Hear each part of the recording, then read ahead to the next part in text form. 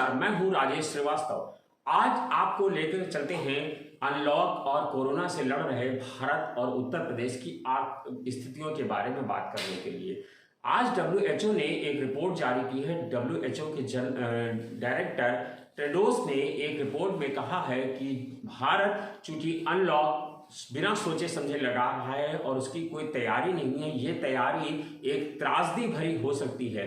WHO की इस report को माने तो उसने कई देशों को चेताया है कि कहा है कि जो देश इस तरह की तैयारियां इस तरह के अनलॉक कर रहे हैं, उसने कहा कि ये बात सही है कि 8 महीने से देश में बंदी थी और हर लोग चाहते हैं कि बाहर निकलना, उनके कारोबार बंद हैं, उनके व्यापार बंद हैं, हर आदमी आज़ादी चाहता है। लेकिन ये आज़ादी अगर जिस तरह से दी जा रही है, ये आज़ादी हमारे लिए जानलेवा हो सकती है और त्रासदी भरी हो सकती है, क्योंकि हम कोई उपाय नहीं कर रहे हैं। और उन्होंने कहा कि जिस तरह से भारत में अनलॉक किया जा रहा है, जिस तरह से भारत में दुकानें खोली जा रही हैं, जिस तरह भारत में बाजार खोले जा रहे हैं, ऑफिस खोले जा रहे हैं और सड़कों पर एक दूसरे को धकियाते हुए लोग चल रहे हैं, वह संक्रमण कम्युनिटी में जा सकता है और कम्युनिटी में जाने के बाद इसको संभालना भारत के लिए बेहद मुश्किल भरा हो सकता है। सिर्फ डब्ल्यूएचओ की रिपोर्ट ही को ना माने, बल्कि हाई कोर्ट ने भी कल मुख्य सचिव के द्वारा जारी किए हाई कोर्ट के मुख्य सचिव राजेंद्र तिवारी उत्तर प्रदेश के जो हैं, उन्हें हाई कोर्ट ने सुनवाई की थी। हाई कोर्ट ने इस मामले में उत्तर प्रदेश सरकार को कटघरे में खड़ा किया था और कहा था कि उत्तर प्रदेश में जिस तरह से लॉकडाउन नहीं किया जा रहा है वह भी जानलेवा है। और पिछली बार की सुनवाई में हाई कोर्ट ने कहा था कि हम लोगों को मरने के लिए नहीं छोड़ सकते हैं और उत्तर प्रदेश में लॉकडाउन ही उपाय है। उसने ये भी कहा था कि 15 दिन का लॉकडाउन होना चाहिए, तभी कोरोना पर नियंत्रण पाया जा सकता है, क्योंकि लॉकडाउन 15 दिन के लॉकडाउन में कोई भूखे नहीं मरने लगेगा। ये सख्त और तल्ख टिप्पणी और हाई कोर्ट की जस्टिस ने की थी। उसके बाद कल मुख्य सचिव ने एक हलफनामा दायर किया है और हलफनामा दायर करके उन्होंने जो अपने सरकार की ओर से किए जा रहे प्रयासों को हाई कोर्ट से अवगत कराया। इस पर हाई कोर्ट सहमत नहीं हुआ और हाई कोर्ट ने कहा कि आप कैसे लोगों को मास्क लगवाएंगे, कैसे लोगों के से कोरोना पे सोशल डिस्टेंसिंग रखेंगे। और हाईकोर्ट ने कहा कि आपके जवाब से हम संतुष्ट नहीं हैं। और आज वो 2 सितंबर की तारीख है जब हाईकोर्ट ने पुनः मुख्य सचिव को तलब किया है और कहा है कि आज आप मुझे पूरी प्लानिंग बताइए, वरना उत्तर प्रदेश में लॉकडाउन हम खुद लगा देंगे। ये तमाम सारी रिपोर्ट आ रही हैं। डब्ल्यूएचओ की रिपोर्ट है और कोरोना के चलते जो डॉक्टर विशेषज्ञ हैं उनकी रिपोर्ट है। हाई कोर्ट अलग फटकार रहा है, लेकिन उसके बावजूद भारत सरकार और देश की उत्तर प्रदेश की योगी सरकार दोनों अनलॉक को लेकर के लगातार काम कर रही हैं। अनलॉक को लेकर के जिस तरह से चीज़ों को खोला जा रहा है वो वास्तव में खतरनाक है। सीधे सीधे माने तो कुछ विशेषज्ञों का मानना है, हमने बात किया तो उनका कहना है कि दरअसल सरकार के पास कोई संसाधन नहीं है, सरकार के पास कोई उपाय नहीं है, न सरकार के पास इतनी चीज़ें हैं कि वह लोगों को घर में बिठा करके खिला सके। ये तो 1-2 महीने की स्थितियां थी जो सरकार ने किया, लेकिन अब सरकार के पास स्थितियां नहीं हैं और सरकार ने आपको छोड़ दिया है कि आप अपने आप को संभालिए। अगर संभाल सकते हैं तो संभालिए, नहीं संभाल सकते हैं तो आप जानिए और आपका काम जानिए। क्योंकि सरकार ने अब जीडीपी 0 से 23 नीचे चली गई है, यानी कि जीडीपी अब बहुत खराब स्थिति में है और शेयर बाजार 819 अंक धड़ाम हो चुका है, यानी शेयर निफ्टी के बाजार बिल्कुल निचले स्तर पर हैं और जीडीपी खत्म हो चुकी है, लगभग 0 के स्तर पर आप उसको मान के चलिए वास्तविक स्थिति में। हालांकि जीडीपी 3 दशमलव कुछ अंक की है, लेकिन वास्तविक स्थिति उसकी 0 की ही है। आपको बता दें कि सुप्रीम कोर्ट अलग फटकार रहा है, क्योंकि जो कर्ज को लेकर के लोगों से ब्याज पर ब्याज लिया जा रहा है, सुप्रीम कोर्ट ने उस पर लेकर फटकारा है। नीट की परीक्षाएं हुई हैं, उसको लेकर के लोगों में आक्रोश है, लेकिन उत्तर प्रदेश की योगी सरकार ने कहा है कि हमने बीएड की परीक्षा कराई, हम कोरोना को लेकर के हम जो है आश्वस्त हैं कि यहाँ पर सब कुछ ठीक ठाक है। लेकिन आपको बता दें कि अगर उत्तर प्रदेश की कलई खोलने भी दी जाए तो उत्तर प्रदेश में कोरोना सबसे खतरनाक स्थिति में है। उत्तर प्रदेश में कोरोना से लगभग 17 से ज्यादा मंत्री इलाज करा रहे हैं। 2 मंत्रियों ने इसमें चलकर दम तोड़ दिया है और उत्तर प्रदेश में अब तक 54,000 से ज्यादा लोग उत्तर प्रदेश में 54,000 से ज़्यादा कोरोना पॉजिटिव मरीज हैं और माने तो 34,867 लोगों की अब तक मौत हो चुकी है, यानी 34,000 लोगों की अब तक मौत हो चुकी है अकेले उत्तर प्रदेश में। एक दिन में 84 से लेकर के 80 से लेकर 90 तक की मौतें उत्तर प्रदेश में प्रतिदिन हो रही हैं। और कल भी आपको बता दें कि कल 24 घंटे के अंदर 57 मौतें उत्तर प्रदेश के अंदर हो गई थी। ये 24 घंटे का आंकड़ा है मात्र 57 मौतों का। और उत्तर प्रदेश में कोरोना की स्थिति इतनी खतरनाक स्थिति में है, लेकिन उत्तर प्रदेश से मुख्यमंत्री लगातार अनलॉक करने जा रहे हैं।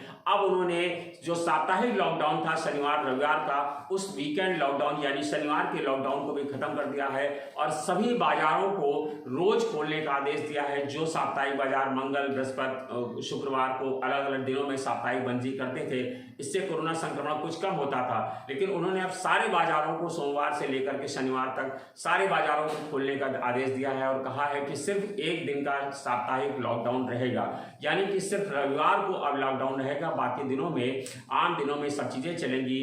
पहले आपको बता दें कि जब लॉकडाउन की स्थिति में हम लोग थे तब जिस तरह से सोशल डिस्टेंसिंग का ख्याल रखा जाता था, हर दुकानों पे आप जाते थे तो हर दुकानों के आगे गोले बने हुए थे, हर दुकानों के आगे सैनिटाइजर रखा जाता था, मास्क पहने बिना लोगों को सामान नहीं दिया जाता था। लेकिन अब आप किसी भी दुकान का भ्रमण कर लें तो आपको किसी दुकान के आगे गोले नहीं मिलेंगे, किसी दुकान पे सैनिटाइजर नहीं मिलेगा। बिना मास्क लगाए लोगों को खरीदारी की और सामान बिक्री करने की अनुमति दी जा रही, ना दुकानदार मास्क का इस्तेमाल कर रहे हैं ना ही ग्राहक। ऐसी भ्रामक स्थिति में सड़कों पर जाइए तो लोग इतनी सड़कों पर इस कदर भीड़ है कि बाजारों में लोग एक दूसरे को धक्का देते और बाहों में बाहें रगड़ते हुए देखे आम आदमी को महसूस किया जा सकता है। लेकिन उसके बावजूद उत्तर प्रदेश सरकार ने बीएड की परीक्षा कराई, बीएड की परीक्षा करने के बाद जी की परीक्षा कराई गई। सपा कार्यकर्ताओं ने लगातार प्रदर्शन किया, उन पर लाठियां भाजी गई, कांग्रेस कार्यकर्ताओं ने प्रदर्शन किया, उन पर विरोध प्रदर्शन, उन पर जो प्रशासन ने डंडे बरसाए। ये स्थितियां उत्तर प्रदेश को कहां लेके जाएंगी ये समझ से परे है।